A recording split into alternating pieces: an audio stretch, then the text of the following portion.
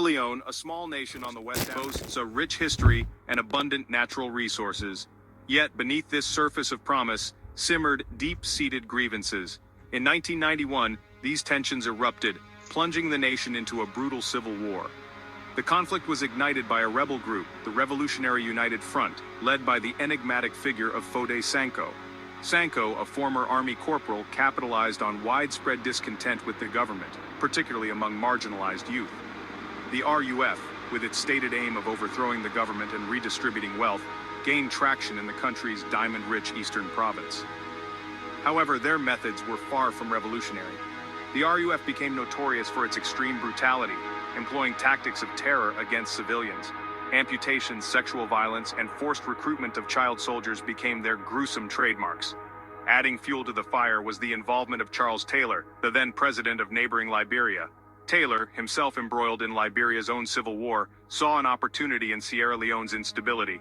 He provided arms and logistical support to the RUF, further fueling the conflict and destabilizing the region. The early years of the war were marked by chaos and brutality. Government forces, often ill-equipped and poorly trained, struggled to contain the RUF's advance. Civilians were caught in the crossfire, bearing the brunt of the violence. The international community watched in horror as images of atrocities emerged from the war-torn nation. As the civil war raged on, the RUF tightened its grip on the diamond-rich regions, using the illicit trade to fund its operations. This period witnessed some of the most horrific atrocities of the conflict. The RUF's signature act of terror, amputations, served a chillingly strategic purpose. By hacking off limbs, often with crude machetes, they aimed to cripple the civilian population, both literally and metaphorically. The message was clear: dissent would be met with unimaginable cruelty. Sexual violence became another weapon in the RUF's arsenal. Women and girls were subjected to systematic rape, torture, and sexual slavery. These heinous acts were not merely collateral damage. They were deliberate tactics of war, aimed at humiliating, subjugating, and breaking the spirit of the population. Children, some as young as 7, were forcibly recruited as soldiers. Drugged, indoctrinated, and desensitized to violence, these child soldiers became both victims and perpetrators of the conflict's horrors. Forced to commit unspeakable acts, they were robbed of their childhoods and left with deep psychological scars. The human cost of the war was staggering. Tens of thousands were killed, countless others were maimed, and over 2 million people, more than half the population, were displaced. Families were torn apart, communities shattered, and an entire generation was traumatized by the violence they had witnessed. The international community, initially slow to respond, gradually increased its involvement in the Sierra Leonean crisis. The United Nations deployed a peacekeeping force, UNAMSIL, tasked with monitoring the ceasefire and assisting in disarmament. However, the peacekeepers were often outgunned and outmaneuvered by the RUF, who continued to terrorize the countryside. In 1999, a peace agreement known as the Leone Peace Accord was signed, offering amnesty to combatants, including RUF fighters. This controversial move was met with mixed reactions, with many arguing that it rewarded impunity for perpetrators of heinous crimes. The accord proved fragile and fighting resumed, plunging the nation back into chaos. The turning point came in 2000 when British forces intervened decisively. Operation Palliser, launched with the aim of evacuating British nationals, evolved into a more robust military intervention. The British troops played a crucial role in repelling the RUF, bolstering the UN peacekeeping force, and creating conditions for a more durable peace. By January 2002, the RUF had been effectively defeated, and the civil war was officially declared over. Foday Sankoh was captured and died in UN custody before facing trial. Charles Taylor, facing mounting international pressure, was eventually forced from power in Liberia and subsequently tried and convicted for war crimes by a special court. With the guns finally silenced, Sierra Leone faced the daunting task of rebuilding from the ashes of war. The country was in ruins, its infrastructure decimated, its economy shattered, and its social fabric torn apart.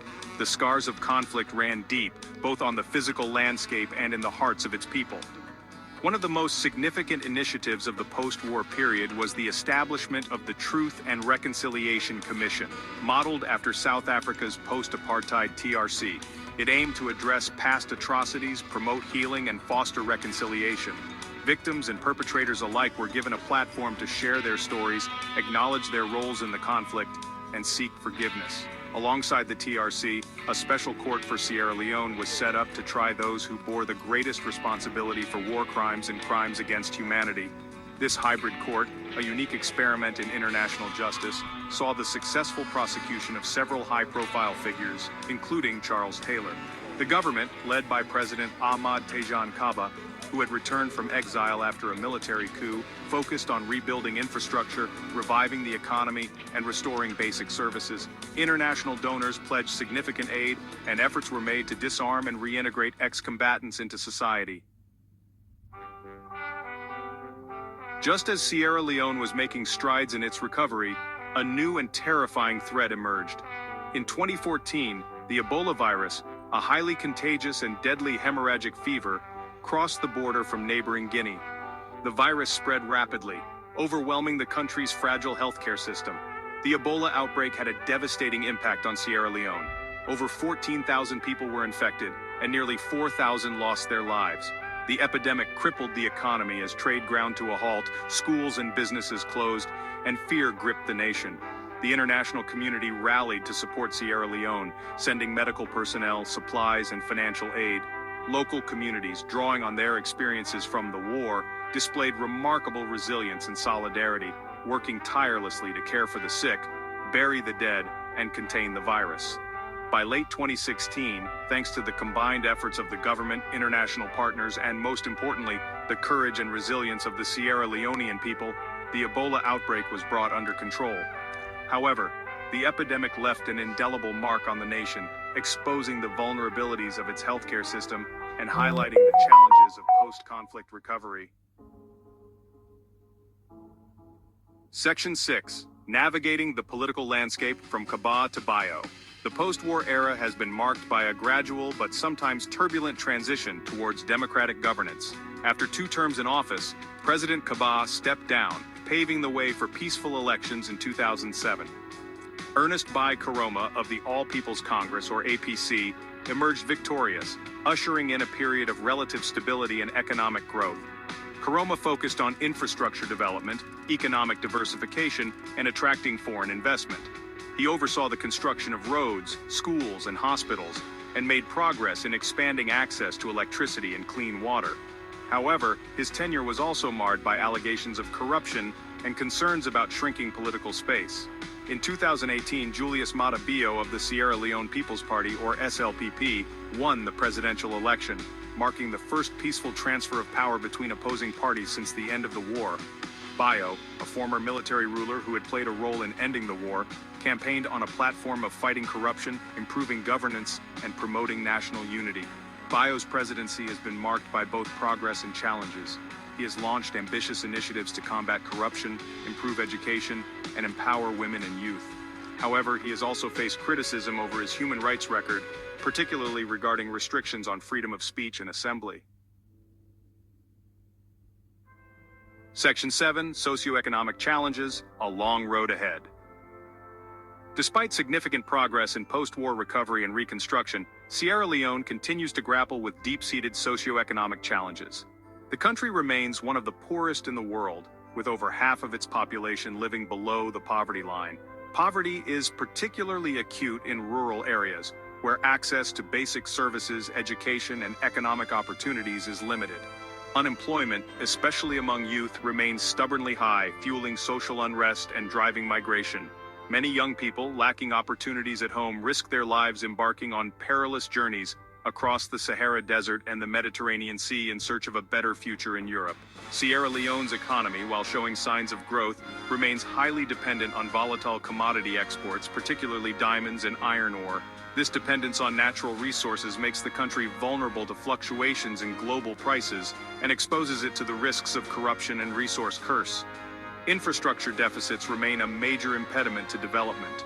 Roads are often impassable, particularly during the rainy season, hindering access to markets, healthcare, and education. Electricity supply is unreliable, and access to clean water and sanitation remains limited, particularly in rural areas. Section 8. Human Rights Progress, Steps Towards a Brighter Future. Despite the many challenges it faces, Sierra Leone has made notable strides in promoting and protecting human rights since the end of the war. The government has taken steps to strengthen the rule of law, promote judicial independence, and combat impunity for human rights violations. In a landmark decision, Sierra Leone abolished the death penalty in 2021, joining a growing number of countries that have renounced this cruel and irreversible punishment.